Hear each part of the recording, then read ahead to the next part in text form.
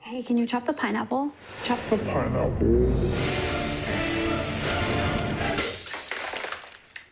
Nope. I'm high.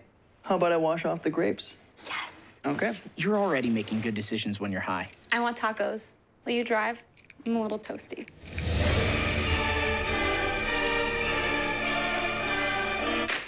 Nope. I'm high. Let's order in. Don't make an exception when it comes to driving. If you feel different, you drive different. See on page 4 that the projections need to be tornado next Thursday. Seriously? Thursday? Can't do that. This is really inconvenient. I have yoga that day. I have no time for this. So. I can't do Thursday, but I can do Friday. Disasters don't plan ahead. You can. Talk to your loved ones about how you're going to be ready in an emergency. Don't wait. Communicate. I want to eat apples and bananas. I need to eat apples and bananas. Why can't I eat apples and bananas? Support the Feeding America nationwide network of food banks to help provide meals to those in need. Join us at feedingamerica.org. Good evening and welcome to Eagle Eye News at 6. Eagle Eye has done a great job. Welcome to Eagle Eye News at 6. We are just having a great time here in Auburn, Alabama. The party is not over yet. Eagle Eye TV, Auburn's news leader.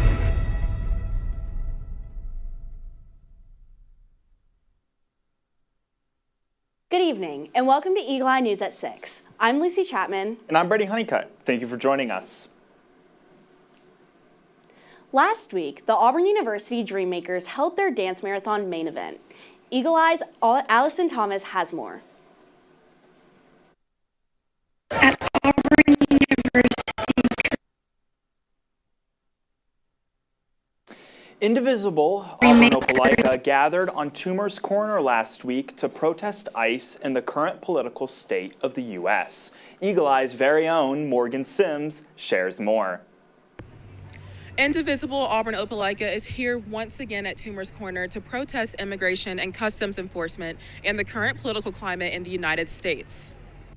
It was a day of advocacy for the Auburn community as Indivisible, Auburn Opelika led a unified protest of the signs of fascism. This protest, called Believe Your Eyes, Not the Lies, had close to 150 residents participating in the demonstration. Reforming immigration and customs enforcement was one of the things at the forefront of their message. Dulce Salas, a student at Southern Union, felt strong emotions during the protest. We're so divided right now, and I hate to see it. It breaks my heart because as a Hispanic, like really going to school and trying to make it out, my family and me, it's really sad. Nicole Carter, one of the organizers of the event, felt moved by the overwhelming support. She stressed how important it is for the youth to stay up to date with what's going on in the world or there will be no change. Having been a college student also a long time ago, I realized sometimes as a student you live in a bubble and you aren't always aware of the things happening maybe in the country or globally. So we wanted to raise awareness for folks so they know what assault there has been on our Constitution. Indivisible, Auburn Opelika's next event will be a No Kings protest on March 28th. For Eagle Eye TV, I'm Morgan Sims. Last week, the Fight Against Suicide held a boxing match in downtown Opelika to fundraise for suicide prevention. Eagle Eye's Ava Bradbury tells us more. Bottling Plant Event Center in downtown Opelika to witness the Fight Against Suicide boxing event. These students have been training since January to promote a powerful message for all the Auburn community. The Fight Against Suicide Foundation started at the University of Georgia and has spread across the eastern United States to 8 other college campuses. Friday's boxing event included 11 matches between Auburn University's fraternity brothers. The event was attended by supporting friends and families of the boxers and even raised over $200,000 in donations for the foundation. So we are so proud to announce that the fight is here to stay. So last year we just had the event, but this year we're going to continue on-campus programming. And so the Fight Against Suicide is creating the first Auburn chapter. And so any student that wants to get involved or community impact, we're going to start developing out programming. So QPR training with trained professionals, so those question persuade refer training is the gold standard for suicide prevention training. We also heard from David Asbury, father of Sam Asbury, who tragically lost his life to suicide in 2020. My name's David Asbury, and I'm the chairman of the Sam Asbury Foundation. 6 years ago this month, we lost Sam. You saw Sam there on the video. It seems like just yesterday. There's not a day that goes by that I don't think often about Sam. What a great young man. He made a great difference in his life, and we're trying to make a difference. And I want to thank everyone who's here, because by being here, you're making a difference. I'm Ava Bradbury with Eagle Eye TV. When we come back, you'll have a weather update with Annabelle Whetstone and a political update with Tessa Allen. You're watching Eagle Eye News at 6.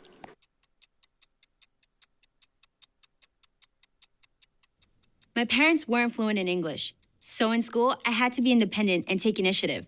And that's how I handle every project I get. Hey, Kevin, you thinking about retirement? I'd love to, but I'm pretty busy with all this. Yeah. Hey, let's meet our retirement coach, Avo. A is for taking action. Not anxiety? No, Kevin, you're gonna be fine. You sing? Barely. V is for variety. And you dance? Sort of. Come on. O is for optimize your savings. Let Avo lead the way. Visit aceyourretirement.org today.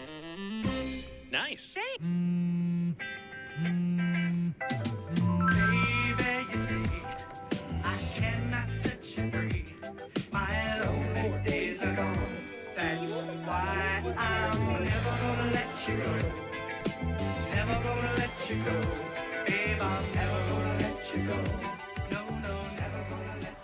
Here you go.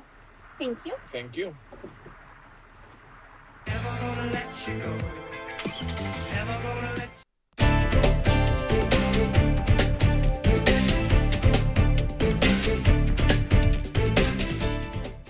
Welcome back to Eagle Eye News at 6. My name is Annabelle Whetstone, here with your weather outlook for the rest of the week here on the plain. We are expecting nothing but sunny and cloudy skies throughout the week. The days will be cool, with temperatures ranging from the low 50s all the way to the high 70s late next week. Perfect timing for warmer spring break weather.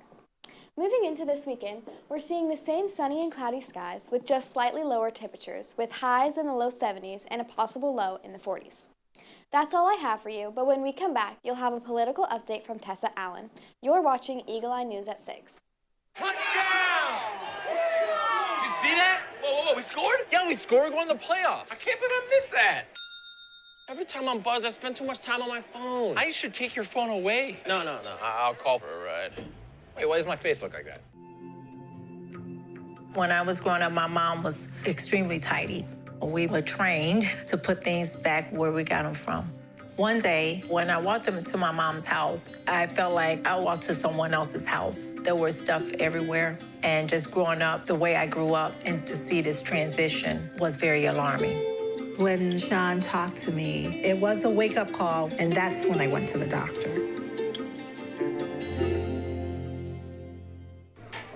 Put the keys down, Kevin. But I'm gonna drive home. There are several warning signs present that you shouldn't be driving. I've taken 25 selfies in the last 10 minutes. 26. Yep, I'm definitely gonna call a ride home.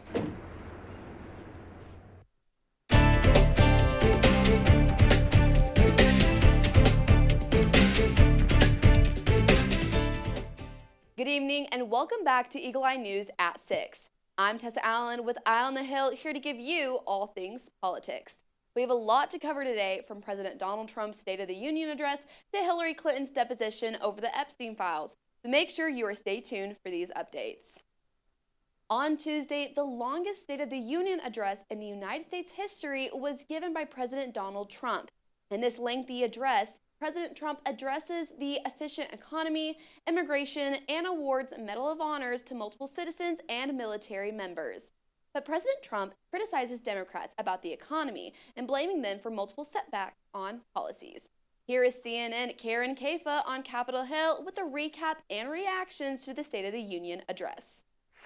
President Trump Tuesday night painted a picture of the U.S. economy largely at odds with what economic data, polling, and consumer sentiment surveys show. Inflation is plummeting. Incomes are rising fast. The roaring economy is roaring like never before. And attacked Democrats' affordability agenda. They knew their statements were a dirty, rotten lie. Their policies created the high prices. We are doing really well. As he entered the chamber, Trump greeted 3 of the 6 Supreme Court justices who ruled against his sweeping emergency tariffs on Friday, then later slammed their decision. They got it really wrong. The president also addressing foreign policy hotspots like Venezuela and Iran. My preference is to solve this problem through diplomacy. But one thing is certain, I will never allow the world's #1 sponsor of terror, which they are by far, to have a nuclear weapon. And using an appearance by the Olympic champion U.S. men's hockey team to underscore his theme of America winning. Democrats rebutted the speech in different ways. Congressman Al Green of Texas was removed from the chamber early on for a protest. Dozens of other Democratic lawmakers attended a counter rally on the National Mall. We are better than what is under that Capitol right now. But the official Democratic response was delivered by Virginia Governor Abigail Spanberger, elected last November, and offering a preview of Democrats' potential midterm approach. He's enriching himself, his family, his friends. The scale of the corruption is unprecedented. On Capitol Hill, I'm Karen Kafa. There have been mixed reactions about the speech throughout the country, with different politicians viewing the State of the Union address differently. So let's take a look at different reactions from U.S. politicians. Democrats criticized Trump over ignoring the nation and keeping integrity, in specific regards to ignoring the Epstein files and the victims that were in attendance at the address. Here is Caitlin Collin speaking with Representative Nancy Pelosi about the Epstein files. And Speaker Pelosi, I notice you're wearing something that a lot of your Democratic colleagues are wearing, which is this white button that says Yes. release the files. Yes, release the files. The president's speech was record long, but it did actually not, he didn't make any mention of Jeffrey Epstein during that speech, despite the fact that there were some survivors of Jeffrey Epstein's in the chamber. Many were. What did you make of that moment? Well, it was, again, I don't even know if that was a State of the Nation speech. You know, it's in the Constitution that the president shall send a statement of the state of the nation. It doesn't. It can only be it can be in a manila envelope. It doesn't have to be a speech, but it's become a speech. But he ignored the State of the Nation, and the State of the Nation is about our integrity as well. Freedom of the press, independence of the judiciary, rule of law, all of that, separation of power. Forget it with him.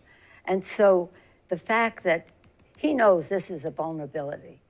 And we've had lots of conversations with the survivors and with other people who have been survivors in the community. And that's why the American people are so insistent on that this thing has continued. But the fact that he didn't mention it shows his vulnerability, his exposure in all of this. In contrast, Republican lawmakers praised Trump for his leadership of the country and how Democrats are blind to the advancements of the nation that the president strives to uphold. Here is Representative Byron Donald with CNN. Look, what people are about to see when they file their taxes, they're going to get some of the largest tax refunds they probably have ever seen, and that is because of the president's agenda that Republicans on Capitol Hill supported him in, and Democrats all opposed. So when people are getting now 1,000, 1,700 more in their tax refunds because of no tax on tips, no tax on overtime, and keeping small business taxes low, which is what the Democrats did not want to do, I would argue that the American people, as we move through these summer months, they're going to continue to see the fruits of the work that Donald Trump has brought back to America. Although there is different political perspectives, all of Congress and the executive branch are striving to improve the U.S. day by day. Former Secretary of State Hillary Clinton faced House lawmakers Thursday in a closed-door deposition tied to the Jeffrey Epstein investigation. Clinton denied having any knowledge of Epstein or Ghislaine Maxwell's criminal activities. She said she was horrified by what she learned about their crimes and did not recall ever meeting Epstein. At one point, the deposition was briefly paused after a photo from the deposition surfaced on social media. Lawmakers for both sides went off the record and left the room to discuss a violation of House rules. The Republican Oversight Committee chair said Clinton is not accused of any wrongdoing. He said the panel is just looking for information to aid its investigation into Jeffrey Epstein. Former President Bill Clinton is scheduled to sit for his own deposition Friday. The committee chair says he, too, is not accused of any wrongdoing. Evidence shows he flew on Epstein's plane at least 16 times. That's all with Eye on the Hill, but when we get back, you will get a national news update from the desk. I'm Tessa Allen, and we'll be right back. Yeah! Sam, Elmo! Oh, hey, Julia. Are you ready to play band with us? I'm gonna play my clarinet. And Elmo's gonna play his drum. Drum loud. Oh, well, you know what to do, Julia. Julia knows. With Julia's autism, loud sounds can be too much. But she still loves to make music. Play band. Early screening for autism can make a lifetime of difference. Find out more at screenforautism.org. Put the keys down, Kevin. But I'm gonna drive home. There are several warning signs present that you shouldn't be driving. My text to emoji ratio has gotten a little out of hand. A little? Yep, I'm definitely gonna call a ride home.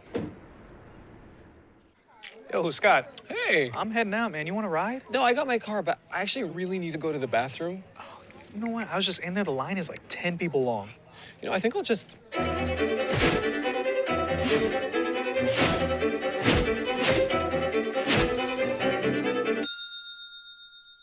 Dude, are you okay? You wouldn't believe what I was just thinking. I am definitely buzzed. Yeah. I think I will take this, and I will take that ride home. Smart man.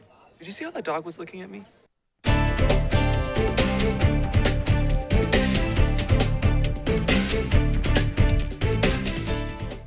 Welcome back to Eagle Eye News at 6. Dr. Casey Means, President Trump's pick for Surgeon General, faced sharp questions from a Senate panel on Capitol Hill Wednesday during her confirmation hearing, which concluded without a vote. She sparred with senators about vaccines, pesticides, and birth control. The physician-turned-wellness influencer has faced ongoing criticism surrounding her credentials and policy positions. Despite not having an active medical license, she is set to become the next Surgeon General of the United States. Cheryl Hubbard has more. The Senate Health Committee. In her opening remarks Wednesday, President Donald Trump's nominee and RFK Jr.'s ally, 38-year-old Dr. Casey Means, made her pitch for becoming America's top doctor, Surgeon General. Nothing is more urgent than restoring wholeness for Americans, physically, mentally, and societally. We are now the most chronically ill, high-income nation in the world. Means spent a considerable amount of time Wednesday being grilled by senators, namely over vaccines. She would not directly answer a question regarding flu vaccines. Do you believe that there's no evidence that the flu vaccine has efficacy in reducing serious injury or hospitalization?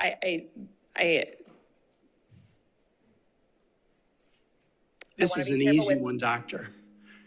This is an easy one. When questioned further about childhood vaccines, she deferred to it being a conversation for doctors and their patients. Would you encourage her to have her child vaccinated? I'm not an individual's doctor, and every individual needs to talk to their doctor before putting a medication in their body. Another point of contention, her credentials. Means did not complete her residency, and her medical license has lapsed, saying she has no plans to reactivate it. Something that is going to be hard, I think, to be able to justify what a new vision is when you don't really even sort of have a sense of what the old vision is in your daily practice. I'm Cheryl Hubbard reporting. I do look forward to working with you and on your...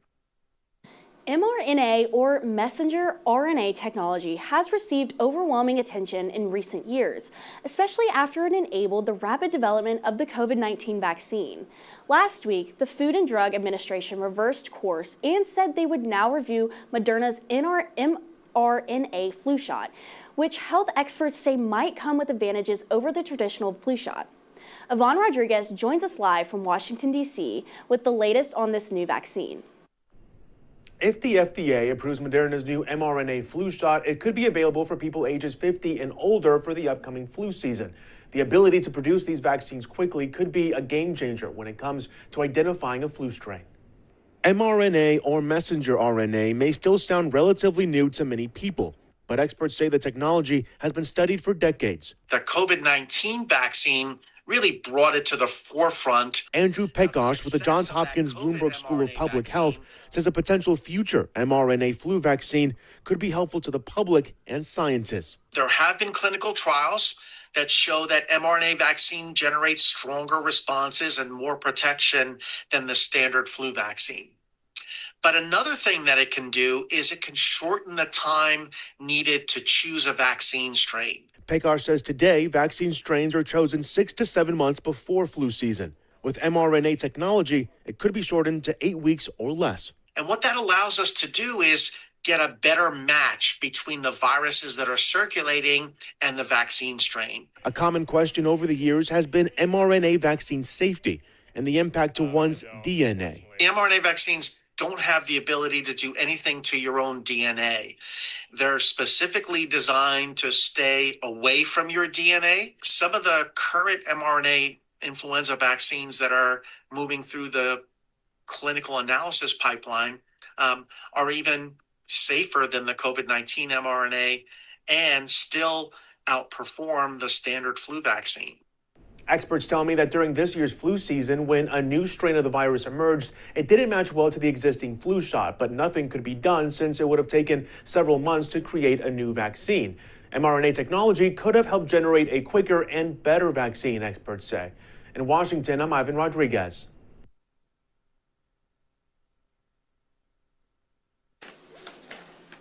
The Justice Department said Wednesday it's reviewing whether Epstein-related documents mentioning President Donald Trump were improperly withheld from public release.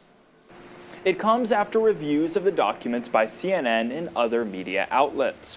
They reported that dozens of FBI witnesses' interviews from the Epstein investigation appeared to be missing from the trove of files the Justice Department released last month.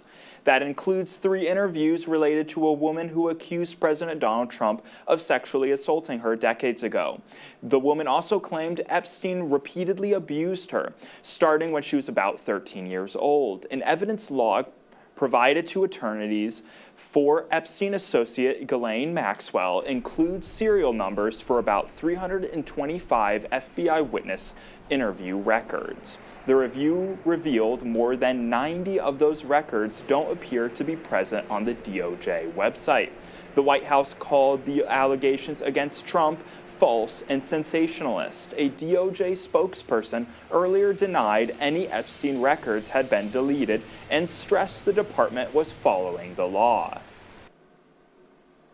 The spokesperson added that documents not included in the release were either duplicates, privileged, or part of an ongoing federal investigation. The DOJ is under order by law to publish its files related to Epstein. The wealthy financier died in a federal jail in 2019 while facing sex trafficking charges. Trump has consistently denied wrongdoing related to Epstein. When we come back, you'll get an entertainment update from Olivia Oakley. You're watching Eagle Eye News at 6. We need to go meet the guys. I'm lit. Can you drive? Pool party at Jesse's. Can you drive? Will you drive? I'm a little toasty.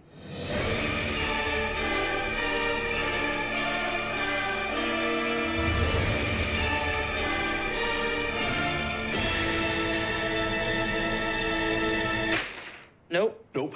Nope, I'm high. But I can order us a ride. Okay. Friendly reminder, don't drive high. If you feel different, you drive different. Pool party at Jesse's. Can you drive? I'm toasted. Nope, I'm high.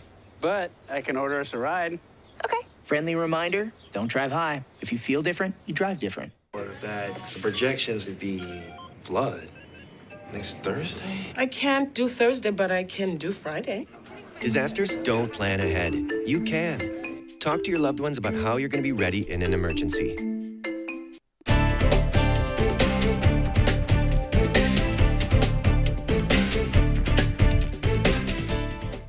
Welcome back to Eagle Eye News at 6. I'm Olivia Oakley, here to give you your entertainment news for the week.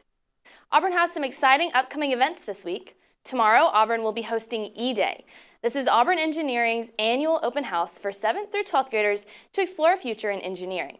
This Saturday, all Kids Club members are invited to celebrate Aubie's birthday at Jane B. Moore Field from 12:30 to 1:30. There will be games, photos, and birthday celebrations for our school's mascot. East Tennessee Children's Hospital is partnering with one of country music's biggest stars.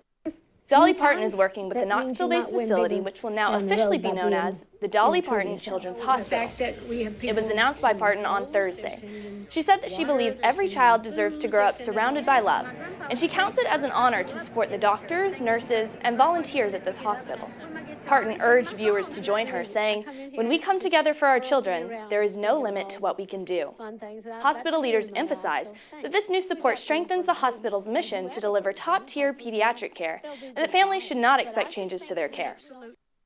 This heartfelt story of Ethan, a dog rescued from neglect that went on to inspire new Kentucky laws, will be reaching the silver screen. Megan Mannering has more of the story from the man that adopted him. An unexpected journey for sure. It's a face and a story you can't forget. Severely neglected and near death, Ethan weighed just a third of what he should have when abandoned and taken in by the Kentucky Humane Society.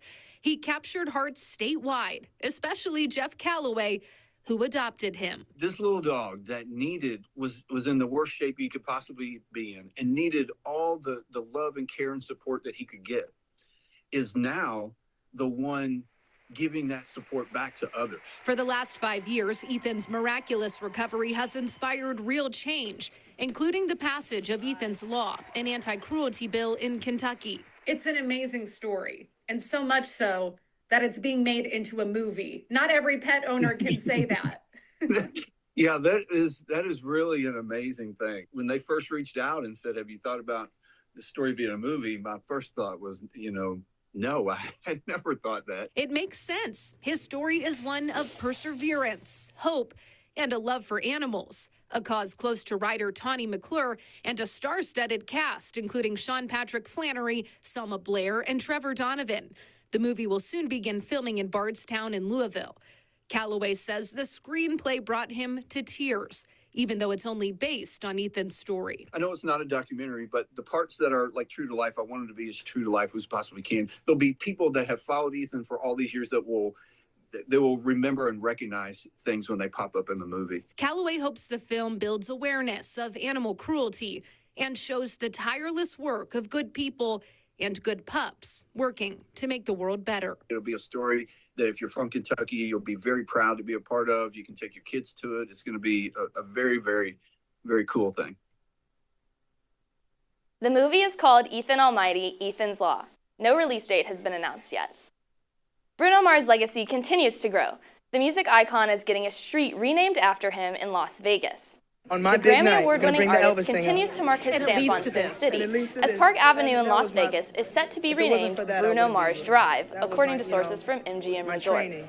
This I got dedication comfortable was on stage, approved by Clark here I County am officials performing in because front of of Mars's long some history of of the biggest connection to the artists city. in the world. The timeline for the change has not such been a surreal announced yet. feeling, what's going On New on Year's right now. Eve, That's for Mars you, finished his but long-standing 9-year residency at Dolby Live Park MGM and is now set to That's seven start for the real? Romantic Tour this spring. Opening night will be at the Allegiant Stadium in Vegas on April 10th and 11th. Like I said, That's all I have for you today. When we come back, you'll get a business consumer update from Lucy and Brady. I'm Olivia Oakley, and you're watching Eagle Eye News at 6. There was an old woman who lived in a shoe. She had so many children, she didn't know what to do.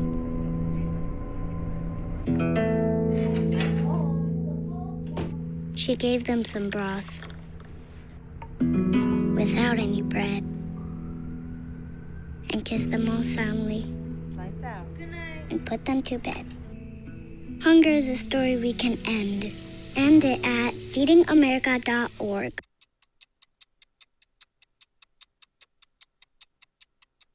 I was living in a shelter, juggling 3 jobs. I had to be resilient. That's something that you can't teach. You can achieve a lot using your imagination. I mean, I don't like to brag, but... Wait, who's that? And why is she all over these achievement awards? But with STEM, the sky's the limit. Shaboom! Use STEM to envision. Okay, I'm seeing it. Yeah. Invent. Got any ideas? I've got a few, actually. And create a better world. Told you she's super smart. If she can STEM, so can you. Find out more at SheCanSTEM.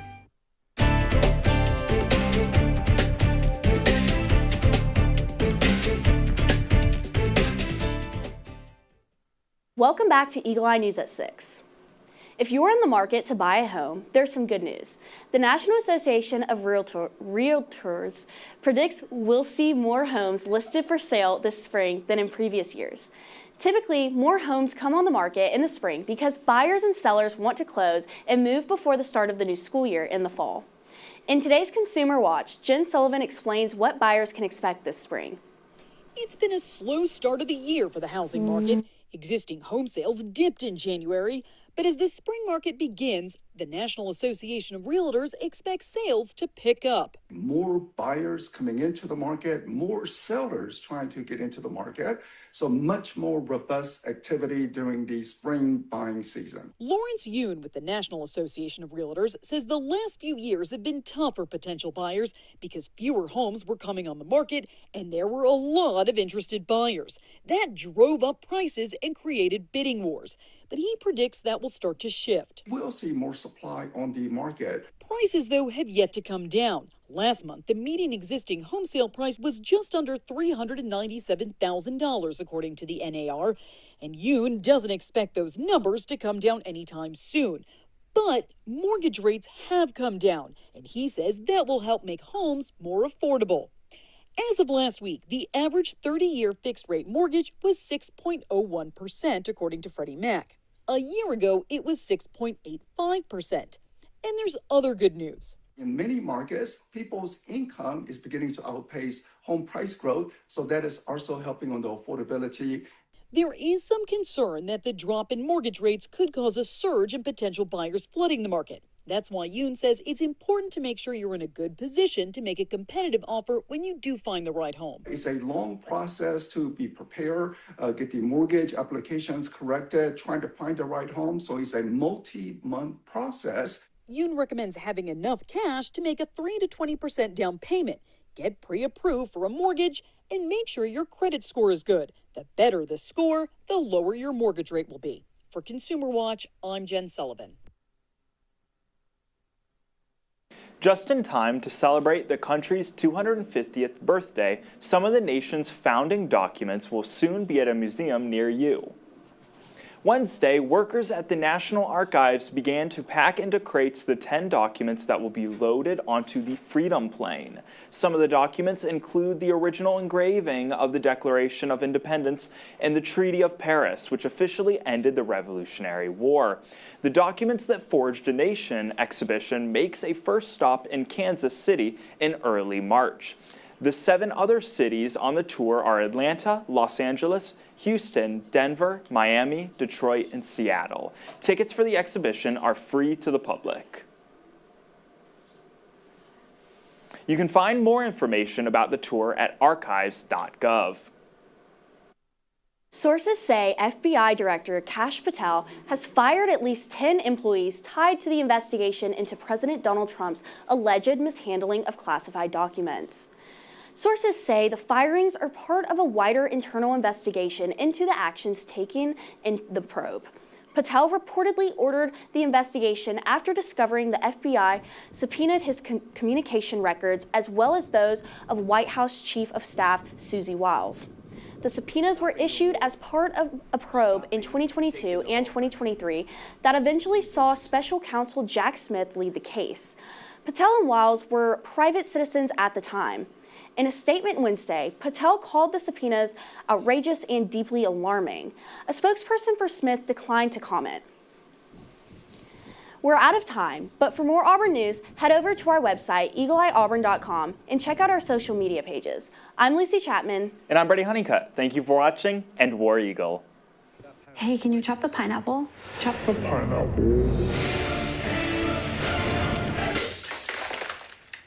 Nope.